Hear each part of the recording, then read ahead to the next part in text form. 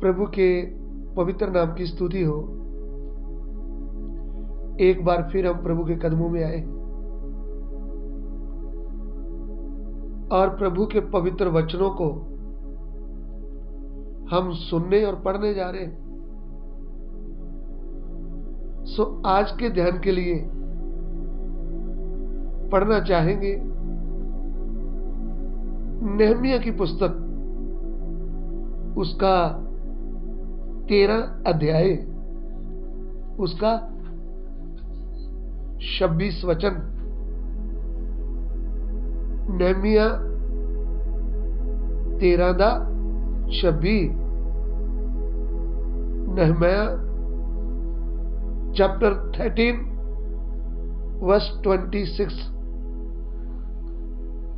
कि इस्राएल दे पातशाह सुलेमान ने इन्हां ही गल्लां विच पाप नहीं कीता। भावें बहुतियां कौमां विच उहदे वर्गा कोई पातशाह नहीं जो अपने परमेश्वर दा प्यारा सी, अते परमेश्वर ने ओहनूं सारे इस्राएल उत्ते पातशाही दित्ती, तां भी ओपरियां तीवियां ने उस कोलों पाप करवाया। क्या इज़राइल का राजा सुलेमान इसी प्रकार के पाप में ना फंसा था? बहुतेरी जातियों में उसके तुल्य कोई राजा नहीं हुआ, और वे अपने परमेश्वर का प्रिय भी था, और परमेश्वर ने उसे सारे इज़राइल के ऊपर राजा नियुक्त किया, परंतु उसको भी अन्य जाति स्त्रियों ने पाप में फंसाया। यहाँ पे नहमिया एक इस्राएल का अगुआ, उस समय का प्रभु का दास, प्रभु का भविष्यवक्ता, वो अपने चुनी हुई कौम जो इस्राएल कौम, उनके आगे एक प्रश्न करता है। उनका प्रश्न क्या है?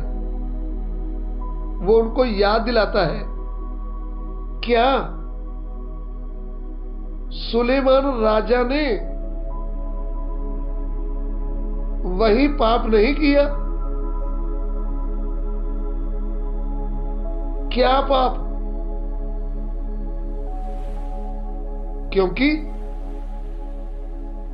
उसका पाप क्या था? सबसे पहले उनका पाप यही था कि परमेश्वर की पवित्र व्यवस्था जो उनको दी गई थी, उसने उस व्यवस्था को याद नहीं रखा। इसलिए वो पाप में गिर गया। परमेश्वर ने हमें कितना भी ऊंचा स्थान दिया है,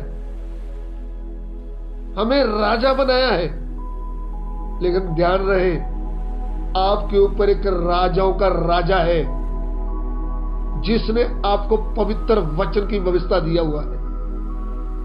यदि आप सदा जिंदे रहना है, यदि आपने अपने परमेश्वर के विरुद्ध पाप नहीं करना, तो आपको रोज समय निकालकर अपने परमेश्वर की व्यवस्था के ऊपर मन लगाकर उनको पढ़ना चाहिए और उसकी विधियां और उसके नियम को पालना करना चाहिए। इसलिए परमेश्वर लिख कर दिया था मूसा की व्यवस्था में। क्या लिख कर दिया था? व्यवस्था वरन 7:3 पढ़िएगा। व्यवस्था सार 7:3।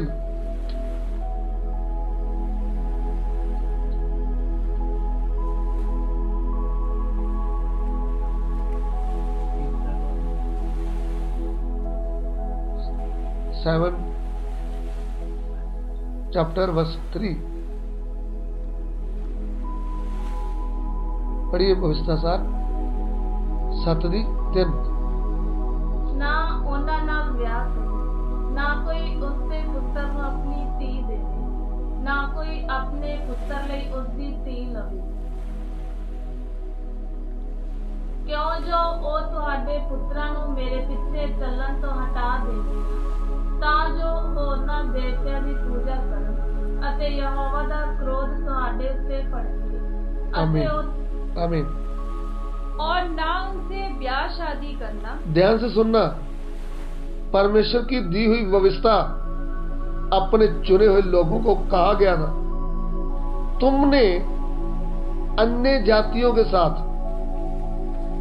तुम कनान में जा रहे हो, कनान में जो 7 जातियां रह रही हैं उनके साथ तुमने विवाह नहीं करना, उनके साथ रिश्ता नहीं बनाना, ना उनकी बेटी लेना है और ना ही अपनी बेटी उनको देना है। कहीं ऐसा ना हो तुम उन दूसरे देवताओं को मानने वाली स्त्री अपने घर में लाओगे, वो तुम्हारे बेटों को मेरे वचन के ऊपर चलने से मना करेंगी और अपने देवताओं की पूजा करने को मजबूर करेगी। तब मेरा क्रोध तुम पर पड़ेगा और तुम नाश होगे। ये व्यवस्था परमेश्वर ने देकर रखा था। फिर भी सुलेमान, जिसको परमेश्वर ने इतनी बुद्धि दे रखी थी, जो परमेश्वर का प्रिय था, उसने किया क्या? अभी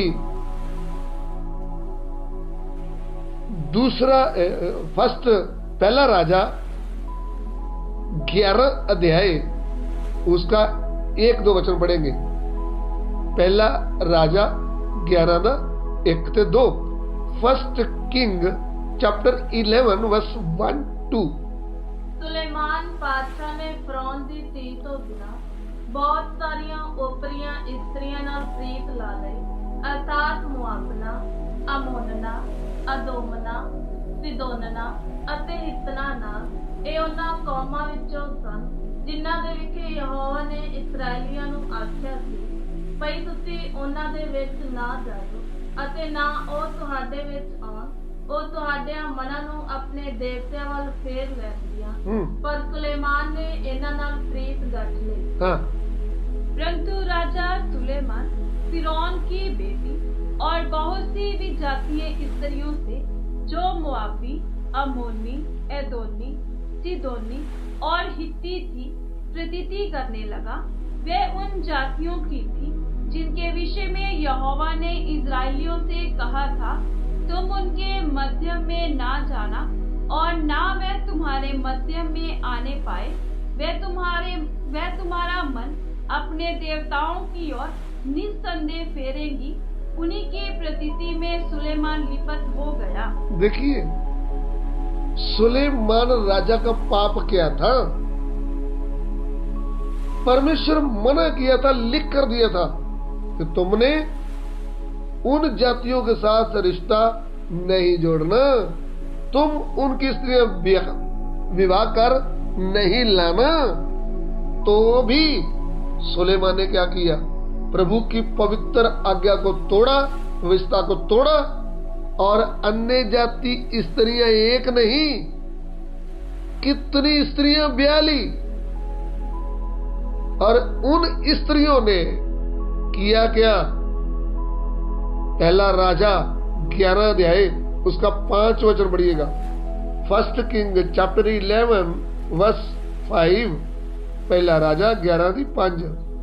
ਸੁਲੇਮਾਨ ਸਿਦੋਨੀਆ ਦੀ ਦੇਵੀ ਅਸ਼ਤਾਰੋਤ ਅਤੇ ਅਮੋਨੀਆ ਦੇ ਕਿਨੌਨੇ ਦਿਓ ਮਿਲਕੌਮ ਦੇ ਪਿੱਛੇ ਚੱਲਿਆ। सुलेमान तो सिदोनियों की अश्तोरेत नामक देवी और अमोनियों के मिलकौम नामक घृणित देवता के पीछे चला।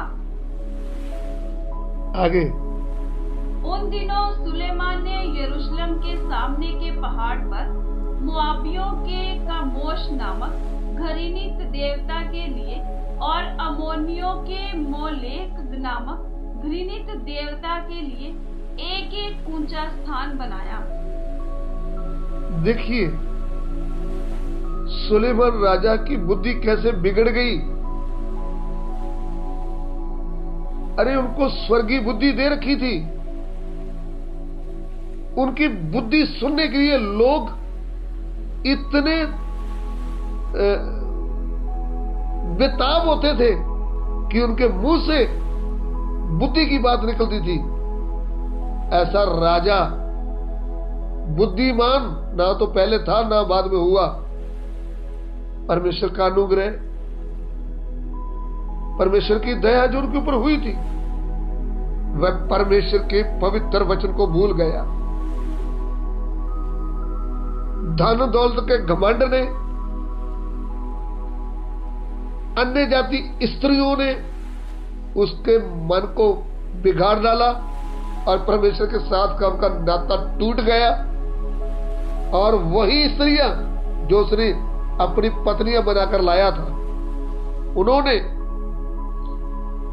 उनसे बुढ़ापे में अपनी अपनी देवी देवताओं की पूजा करवाया, जिसके कारण परमेश्वर के विरुद्ध पाप किया। जीवते परमेश्वर को छोड़कर मरों की पूजा करवाया और सृष्टिकर्ता को भूलकर सृष्टि की पूजा की। यह था उनका पाप। नहम्याह क्या बोलता है? क्या सुलेमान राजा ने वो पाप नहीं किया? अभी पहला राजा 11 का 9 पढ़ना चाहूंगा। First king chapter 11 verse 9। पहला राजा 11:9। ਤਾਂ ਯਹੋਵਾ ਸੁਲੇਮਾਨ ਨਾਲ ਕ੍ਰੋਧਵਾਨ ਹੋਇਆ, ਕਿਉਂ ਜੋ ਉਹਦਾ ਮਨ ਇਸਰਾਇਲ ਦੇ ਪਰਮੇਸ਼ਰ ਯਹੋਵਾ ਤੋਂ ਫਿਰ ਗਿਆ, ਜਿਸ ਉਹਨੂੰ 2 ਵਾਰ ਦਰਸ਼ਨ ਦਿੱਤਾ। 10 ਵੀ ਪੜ੍ਹੀਏ। ਅਤੇ ਉਹਨੂੰ ਇਸ ਗੱਲ ਦਾ ਹੁਕਮ ਦਿੱਤਾ ਸੀ ਕਿ ਉਹ ਦੂਜਿਆਂ ਦੇਵਤਿਆਂ ਦੇ ਪਿੱਛੇ ਨਾ ਚੱਲੇ, पर उन्होंने यहोवा का हुक्म ना मन्या। हाँ, हिंदी में। तब यहोवा ने सुलेमान पर क्रोध किया, क्योंकि उसका मन इज़राइल के परमेश्वर यहोवा से फिर गया था, जिसने 2 बार उसको दर्शन दिया था। और उसने इसी बात के विषय में आज्ञा दी थी कि पराये देवताओं के पीछे ना हो लेना, तो भी उसने यहोवा की आज्ञा ना मानी। देखिए, ये था सुलेमान का पाप। परमेश्वर बोला था ये काम नहीं करना, फिर भी उन्होंने ये काम किया। देखिए इस राजा से हमें क्या सीख मिलती है। आज प्रभु ने हमको वचन लिख कर दिया है। आज प्रभु कहता है कि तुमको पवित्र लोगों का नाम दिया गया है। तुम्हारे बीच में ना ही तो व्यभिचार, ना रुपए का लालच, ऐसा काम नहीं होना पाए। यदि आज हम प्रभु से बढ़कर पैसे को प्रेम करेंगे तो वो है हमारे लिए मूर्ति पूजा। प्रभु से बढ़कर हमारे मोबाइल को रात दिन हम देखते रहेंगे, वो है हमारे लिए मूर्ति पूजा। गाड़ी को प्रभु से बढ़कर हम प्रेम करेंगे तो वो है हमारे लिए मूर्ति पूजा। दुनिया की कोई भी वस्तु अगर हम प्रभु से बढ़कर उससे प्रेम करते हैं, बेटा हो, बेटी हो, पोता हो, नाता हो, घर हो या कुछ भी हो, हमारे लिए क्या बन जाएगा? वो मूर्ति बन जाएगी। सो परमेश्वर के वचन से हमको सीख मिलती है कि हम पूरे मन से परमेश्वर को प्रेम करें और उसकी आज्ञा का पालन करें। आइए हम सिरों को झुकाए प्रार्थना करें। प्रभु दिए हुए वचन के लिए तेरा धन्यवाद। तेरा वचन हमें चेतावनी देता है कि जो सुलेमान ने पाप किया है हम वो पाप ना करें। प्रभु तेरे वचन से तू सबको आशीष दे।